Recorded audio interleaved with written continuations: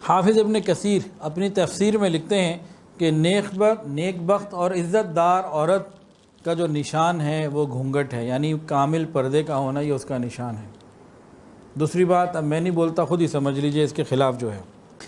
اب حدیث سن لیجیے، عبداللہ ابن عباس رضی اللہ تعالیٰ عنہ سے روایت ہے، فرماتے ہیں کہ اللہ تعالیٰ نے مومن عورتوں کو حکم دیا ہے کہ وہ اگر کسی ضرورت کے تحت گھر سے باہر نکلیں تو اپنے چہروں کو سروں کی طرف سے چادر سے ڈھانپ لیں اور صرف ایک آنکھ کھلی رکھیں۔ اور حدیث کے اندر آتا ہے عورت چھپانے کی چیز ہے، بس عورت کی ذمہ داری ہے کہ غیر محرم سے اپنے آپ کو چھپائے۔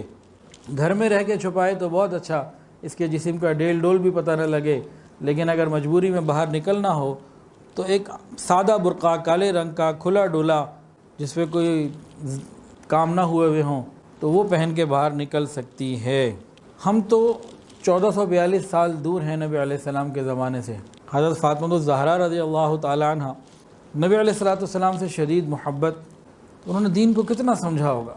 نبی علیہ السلام سے شدید محبت کرتی تھیں اور نبی علیہ السلام بی بی فاطمہ سے شدید محبت کرتے۔ شہر سفر پہ جاتے، جب واپس آتے مدینہ طیبہ تو نبی علیہ السلام اپنے گھر بعد میں جاتے، بی بی فاطمہ کے گھر پہلے آتے، اور جب بی بی فاطمہ ملنے آتی آپ کھڑے ہو کے استقبال کرتے۔ باپ کون ہیں؟ انبیاء کے سردار، اور خاوند کون؟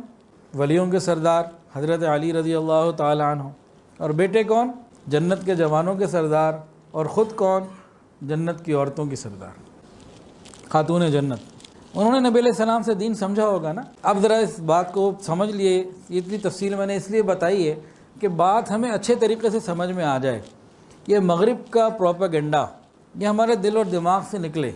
حضرت علی رضی اللہ تعالیٰ عنہ سے روایت ہے کہ ایک دفعہ نبی علیہ السلام کی مجلس میں یہ بات چلی اور یہ پوچھا گیا کہ سب سے بہترین عورت کون ہے، یہ عورتوں کے لیے سب سے بہترین عمل کیا ہے؟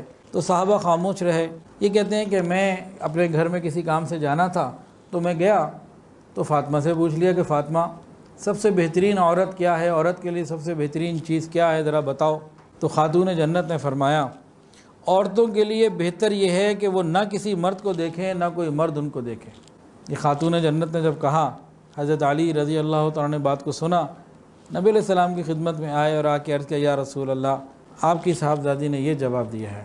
نبی علیہ السلام خوش ہو گئے، خوش ہو کے فرمایا کہ وہ تو میرے جسم کا ٹکڑا ہے۔ تو جس نے نبی علیہ السلام کی گود میں دین سیکھا ہو تو اس کے بعد اب کوئی بات تو رہ تو نہیں جاتی نا۔ نبی علیہ السلام نے فرمایا ایک اور حدیث میں الگ جگہ پہ، الحیاء من الایمان، حیا ایمان کا حصہ ہے۔ جب عورت حیا کے خلاف چلتی ہے اور شرم و حیا کو ایک طرف رکھ دیتی ہے تو ادھر بھی ایک حدیث آتی ہے، فرمایا اذا لم تستحی اعمل ما شئت، جب تو بے حیا بن جائے تو پھر جو چاہے کر۔ یہ بے حیائی بے پردگی کا ذریعہ اور سبب بنتی ہے۔ جب تو بے حیا بن جائے تو پھر جو چاہے کر۔ اور ایک اور حدیث سنیے، فرمایا کہ عورت چھپانے کی چیز ہے، لیکن جب گھر سے نکلتی ہے تو شیطان اسے جھانکتا ہے، شیطان اسے خود توجہ سے دیکھتا ہے۔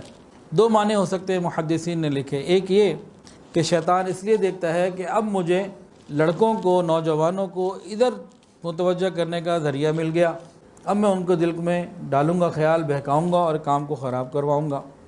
اور دوسرا یہ کہ بہت سے لوگ ایسے ہوتے ہیں جو شیطانی، شہوانی، نفسانی زندگی گزارنے والے ہوتے ہیں، عورت جب باہر نکلتی ہے تو للچائی ہوئی نظروں سے اسے دیکھتے ہیں، گویا یہ بھی شیطان ہی کا دیکھنا ہوا، کیونکہ نیت اور سوچ شیطانی، تو یہ جھانکنا بھی شیطان ہی کا ہوا۔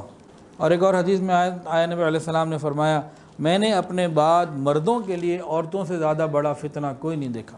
مردوں کے لیے اس امت میں جو سب سے بڑا فتنہ ہے وہ عورت ہے، اور عورتوں کے لیے جو سب سے بڑا فتنہ ہے وہ مال ہے۔ پردہ جو واجب کیا گیا اس کی وجہ کیا تھی کہ انسان فتنوں سے بچے۔ جہاں بے پردگی ہوگی وہاں فتنے زیادہ ہوں گے، اور جہاں جتنا پردہ زیادہ ہوگا وہاں اتنے فتنوں سے محفوظ رہیں گے۔